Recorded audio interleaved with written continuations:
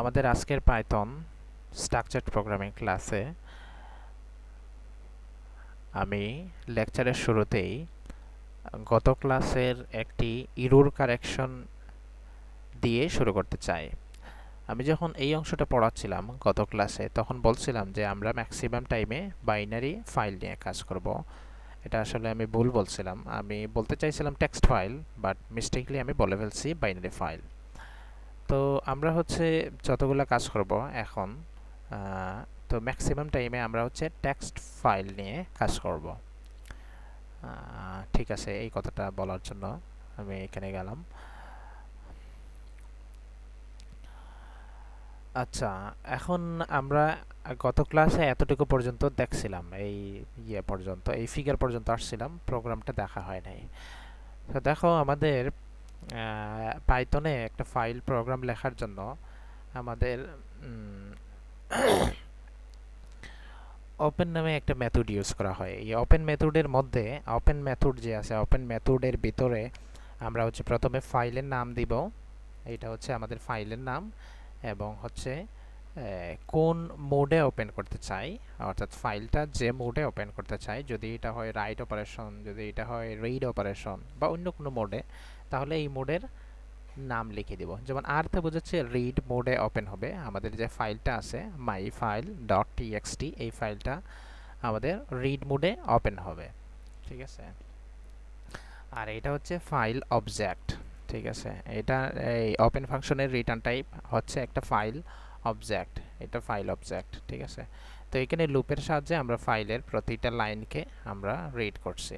ঠিক আছে, আমাদের মাই ফাইল ডট টিএক্সটি যে ফাইলটা আছে, এটার মধ্যে এই অংশটুকু লেখা ছিল। তো এটা আমরা একটা লুপিংয়ের সাহায্যে এটা আমরা প্রিন্ট করছি। তো দেখো, এইখানে আমাদের যে ফাইলটা আছে, এই যে প্রোগ্রামটা লিখছি আমরা, এই প্রোগ্রামটা এবং মাই ফাইল ডট টিএক্সটি যে ফাইলটা আছে, এই দুইটা ফাইলই টেক্সট ফাইলটা একই ফোল্ডারের মধ্যে ছিল। এই জন্য আমরা ফাইলের নামটা এখানে এইভাবে মেনশন করছি। বাট আমাদের যদি ফাইল যেটা আছে এবং প্রোগ্রামটা যদি ডিফারেন্ট লোকেশনে হয়, তাহলে আমরা ফাইলের নামটা কিভাবে মেনশন করব, দেখো এখানে আমি বলে দিছি। এটা ফাইলের নাম, কমপ্লিট ফাইলের নাম। আর ফাইল নেম আমরা জানি যে র স্ট্রিং আকারে লেখা হয়, আর এটা ফাইল অবজেক্ট। তাহলে এখানের মধ্যে এটা স্ট্রিংকে ধারণ করবে, র স্ট্রিংকে ধারণ করবে। তাহলে এই ফাইলের নামটা দিয়ে দিলাম এখানে। আর এটা ওপেন করতেছি রিড মোডে।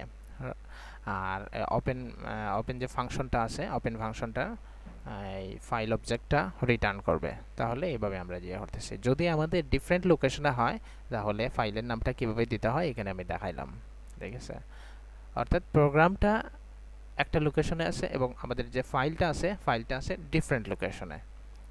আচ্ছা, এখন এই ফাইলটার নাম যে দিছি, এটা অনেক বড় একটা স্ট্রিং। এটাকে যদি আমরা মাল্টিপল লাইনে লিখতে চাই, তাহলে আমরা এইভাবে লিখব। ঠিক আছে, এখানে আমি লিখে দেখাইছি ফার্স্ট ব্র্যাকেট দিয়ে, তারপরে যে ফরম্যাটে লিখছি আমি, এই স্ট্রিংটাকে যদি আমরা মাল্টিপল লাইনে লিখতে চাই, তাহলে আমি এখানে যেভাবে লিখছি এভাবে লিখব। ঠিক আছে, আচ্ছা, এখন এই ফরম্যাটটাকে এখানে দেখো, এখানে যেভাবে লিখছি এখানে একটু ডিফারেন্টলি লিখছি এবং এই লেখাটা একটু সুন্দর দেখাচ্ছে। তো এইভাবেও আপনারা লিখতে পারেন। ঠিক আছে, এখানে যেভাবে লিখছি এই ফরম্যাটেও আপনারা লিখতে পারেন, দুইটাই কারেক্ট। ঠিক আছে, এখন একটা বিষয় বলে রাখা দরকার, আমরা যখন একটা ফাইল নিয়ে কাজ করি, তখন ফাইলটা ওপেন হয়। এই ফাইলটা মানে আমাদেরকে ফাইল নিয়ে কাজ করার পরে কনভেনশন হইল ফাইলটাকে ক্লোজ করতে হয়। তাহলে ফাইল যে অবজেক্টটা আছে, ফাইল অবজেক্টটা লিখে তারপরে ক্লোজ মেথড কল করলেই ফাইলটা ক্লোজ হয়ে যাবে। আচ্ছা, তাহলে আমাদের এতক্ষণ যে ওপেন মেথড নিয়ে আমরা কাজ করলাম, ওপেন মেথডের মধ্যে কি কি থাকবে? প্রথমে থাকবে ফাইল নেম এবং তার অ্যাক্সেস মোড, তাকে কোন মোডে অ্যাক্সেস করতে চাই, সেই অ্যাক্সেস মোডটা থাকবে। ঠিক আছে, তাহলে opens a file and return the corresponding file object। আর এই মেথডটার কি রিটার্ন করবে? রিটার্ন করবে হচ্ছে corresponding file objectটা রিটার্ন করবে। আচ্ছা, এখন এতক্ষণ আমরা দেখতেছিলাম যে হচ্ছে আমরা কোনো মানে সরাসরি আমরা ফাইল ওপেন করতেছিলাম এবং হচ্ছে আমরা নিজেরাই এবার ক্লোজ করতেছিলাম। তো এইভাবে অনেক সময় মিস্টেকলি ফাইলটা ক্লোজ না করে আমরা বের হয়ে আসতে পারি, সেক্ষেত্রে হচ্ছে আমাদের ইরর হইতে পারে। সো উইথ একটা স্টেটমেন্ট আছে, যে স্টেটমেন্টের সাহায্যে আমরা যদি কোনো ফাইল ওপেন করি তাহলে অটোমেটিক্যালি সেটা ক্লোজ হয়ে যায় কাজের শেষে। So there is no need to call file.close when using with statement. The with statement itself ensure proper acquisition and release of the resources. অর্থাৎ আমাদের with মেথড দিয়ে আমরা যদি ফাইল ওপেন করি তাহলে হচ্ছে সে নিজে থেকেই ফাইলটা টার্মিনেশন করে, ফাইলটা ক্লোজ করে দেয় কাজ শেষে। ঠিক আছে, তো উইথ মেথডটা কীভাবে লিখতে হয় এবং একটা সিম্পল প্রোগ্রাম আমি এখানে দিয়ে দিছি। আমি অত্যন্ত গুরুত্ব সহকারে বলতেছি, আপনারা হচ্ছে প্রত্যেকটা প্রোগ্রাম, আমি যে সফটওয়্যার দিছি পাইচাম সফটওয়্যার, ওইখানে হচ্ছে প্রত্যেকটা প্রোগ্রাম রান করবেন, রান করে করে দেখবেন, কারণ এগুলো হচ্ছে হাতে কলমে শেখার বিষয়। এগুলো হচ্ছে শুধুমাত্র স্লাইড দেখলাম আর হচ্ছে ভিডিও দেখলাম, এগুলো দেখলে শেখা হবে না। ঠিক আছে, আপনারা নিজেরা প্র্যাকটিস করবেন তখনই শিখতে পারবেন। তো উইথ যে স্টেটমেন্ট আছে, উইথ স্টেটমেন্ট লেখার নিয়মটা হচ্ছে প্রথমে উইথ থাকবে, তারপরে হচ্ছে ওপেন ফাংশন থাকবে, অ্যাজ একটা কিওয়ার্ড, আর তারপরে হচ্ছে ফাইল অবজেক্টের নাম থাকবে, একটা কোলন থাকবে। আর এখানে হচ্ছে উইথ স্টেটমেন্টের ভিতরে যে কাজটুকু হবে সেই কাজটুকু আমরা দিয়ে দিলাম। ঠিক আছে, তাহলে এখানে আর সেপারেটলি ফাইল ক্লোজ করার দরকার নেই, অটোমেটিক্যালি ফাইলটা ক্লোজ হয়ে যাবে। এখন দেখেন রাইট অপারেশন। আমরা এতক্ষণ রিড অপারেশন করতেছিলাম, তাহলে রাইট অপারেশন কীভাবে করতে হয়? আমরা এখানে ফাইলের নামটা দিলাম, ফাইলের নাম, এবং হচ্ছে উইথ স্টেটমেন্ট দিয়ে ওপেন করতেছি, এখানে রাইট মোডে, এজন্য ডাব্লিউ দিছি, আর ফাইল অবজেক্ট। আচ্ছা, তারপরে দেখেন স্ট্রিং নামে একটা আমরা নিছি এবং মাল্টিলাইন স্ট্রিং লিখছি, এখানে মাল্টিলাইন স্ট্রিং, প্রথম লাইনে এনপিআই, শেষের লাইনে university department of CSC structure programming, এবং হচ্ছে ফাইল অবজেক্ট ডট রাইট।